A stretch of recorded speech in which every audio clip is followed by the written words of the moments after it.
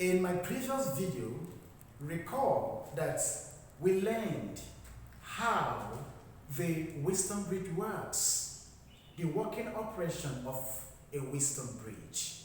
And we were able to derive a general formula that can be used to find the unknown resistance of any of the resistors. Today, we are going to learn how to apply that formula in finding any of the unknown resistances. So without wasting time, we will delve into it. But before that, I would like to use this privilege, this opportunity, to ask you to subscribe. All right? Give us some thumbs up. Put on the bell button for constant notification.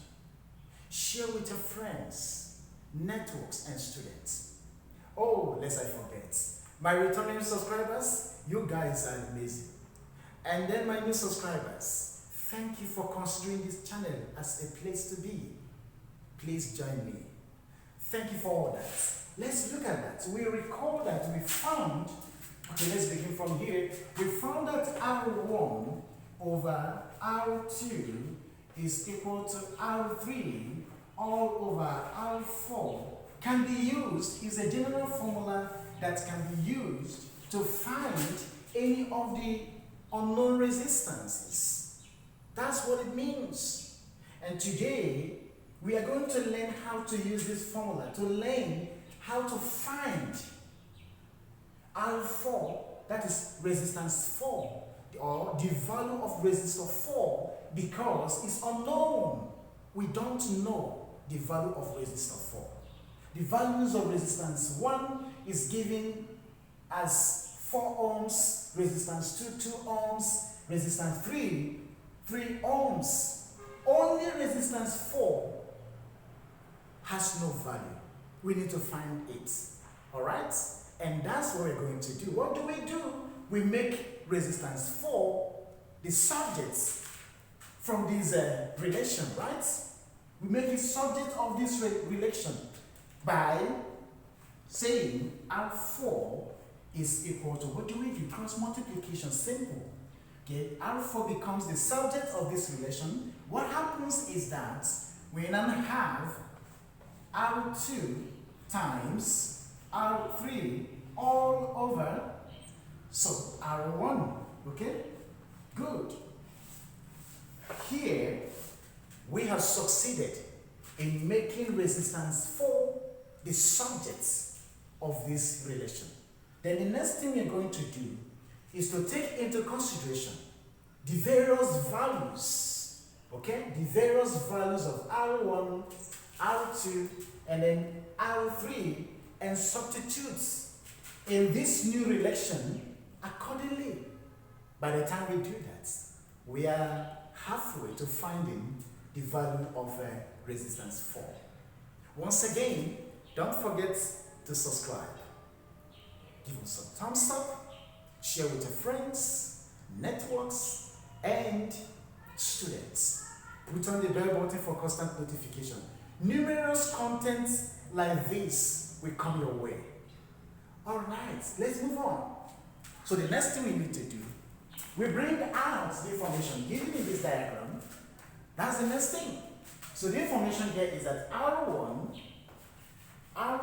is equal to 4 ohms. We bring it out, comma. R2 is given as 2 ohms. So we write it out. R2 is equal to 2 ohms. Very simple. The next one is that R3 is equal to 3 ohms. So R3 is equal to 3 ohms, all right?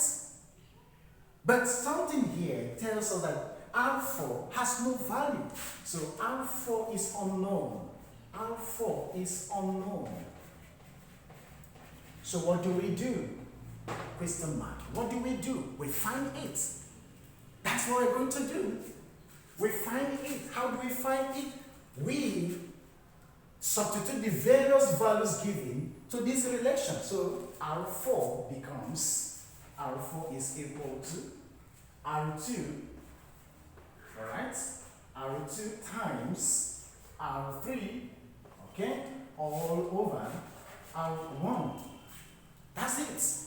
So the next thing we need to do, wherever we find R2, we substitute with the value of R2, which is 2 ohms.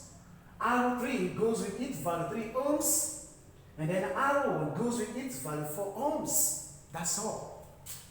Learning is very, very interesting, my dear. All right, so look at it. Remember, if you have found pleasure in this, you know what to do. Come on, come on. I don't want to remind you again, right? Let's go.